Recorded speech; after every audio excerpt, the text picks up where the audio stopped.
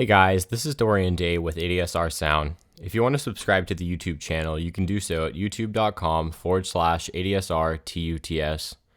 I also want to let you know that all the resources we're using here today can be found in a file in the description, including the Ableton file and the necessary wavetables. So today we're going to be going over how to make a thick, modern acid bass using Serum. But before we start, I want to give you a little history about the sound. You can find this information on Wikipedia if you want to know more.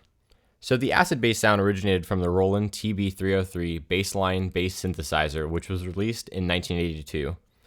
The TB303 was basically a bass step sequencer which had the ability to accent notes.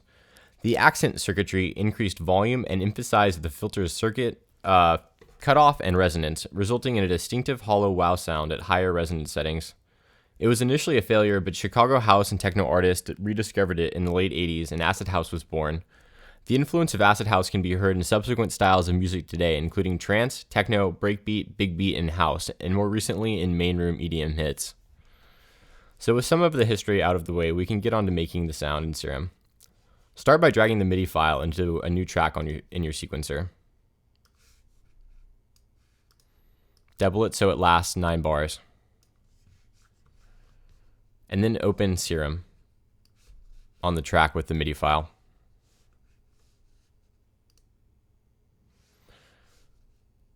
Alright, you're going to set oscillator A to the analog and then acid wavetables, and you're going to set wavetable position to midway.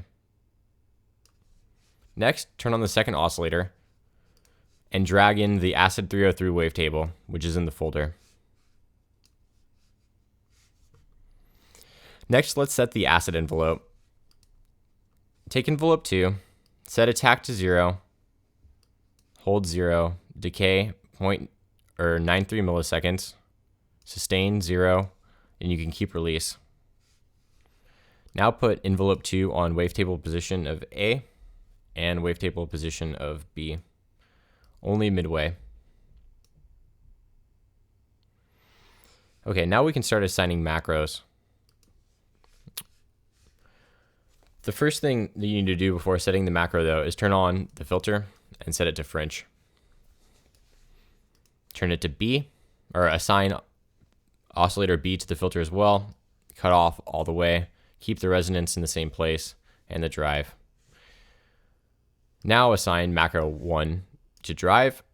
Have it go about 1/3 of the way up. And then set macro to be an auxiliary source on envelope 2 on A's wavetable position.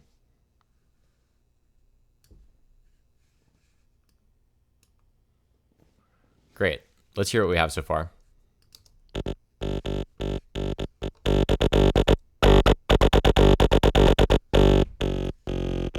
All right, we're starting to get a resemblance of the sound. Name macro 1 acid, and let's move on to macro 2. So assign macro 2 to filter drive, go about 1/3 of the way, and then go into sound effects, turn on distortion, go to diode 1, set it to pre, switch to high pass, keep the frequency at 245 and the Q at 1.9, set mix at 50% and drive to 0, add macro 2 to the drive knob, and set drive to 50%. Now let's hear.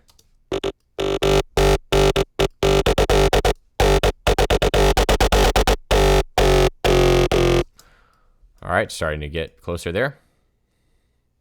All right, now let's set macro 3. Set macro 3 to B's wavetable position knob. Set it to 100% and call it layer. I forgot to name macro 2. Name that drive. All right, now set macro 4 to increase the decay of envelope 2. This allows us to change how quickly the acid growls happen.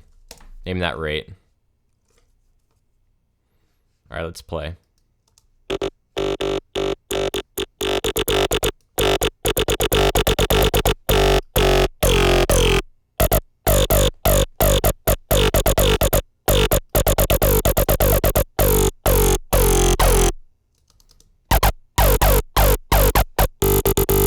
All right, now we can definitely hear it starting to develop. Next, we want to assign the velocity modulations. You want to set velocity modulation on the drive of the filter, just a tiny bit, onto the resonance,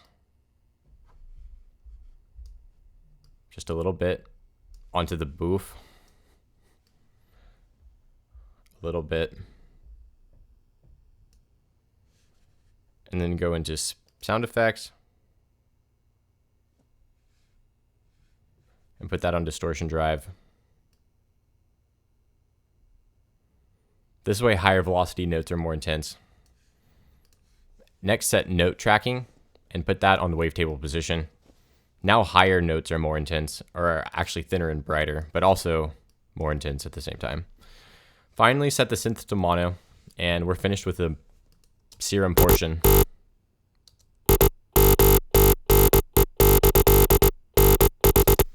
All right. Now you need to set the automation to get that rising sound in the acid filter.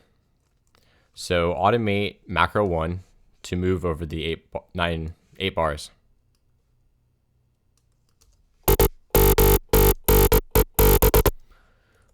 Now let's put some post effects on. Let's increase the reverb. Make sure that you've high cut the filter. And next we're going to use some amping. I'm just copy pasting this over from the one I've already made. You can see that we're on rock. All of the gain, bass, middle, and treble presence are all the same settings. You just want to put the dry wet on 8.73 and turn on the stereo. Put it from mono to dual. And then we have an audio effects rack that splits the signal. There's 3 levels in this audio effects rack. The first is a delay. It's set on 4 on the left and 6 on the right channel. We have a slight desyncing by 0.52% in either direction. There's no feedback, and the dry wet's 100%. We've decreased a lot of the low end, both in the stereo and mono fields. Next, we just have a clean signal coming through. And then finally, we have a stereo widen signal. I'm going to switch this to be chorus. I was using an external plugin, but chorus sounds good too.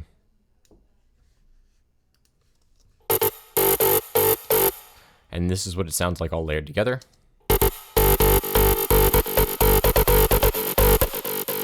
Effects off.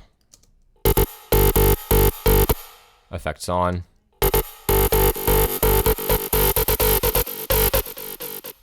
All right, now let's just go ahead and turn off the one I had already made and hear it with the kick drum.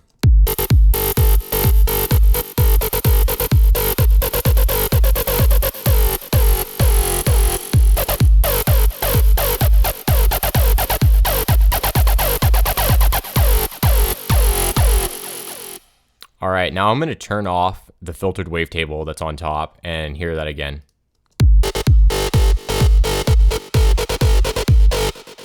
I'm going to turn it back on.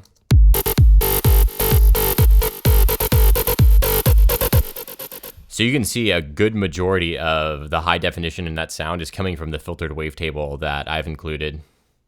So make sure to check out filtered wavetables as well and how to work with them, because they open up your sound design possibilities untold amounts. The results that you get are unbelievable.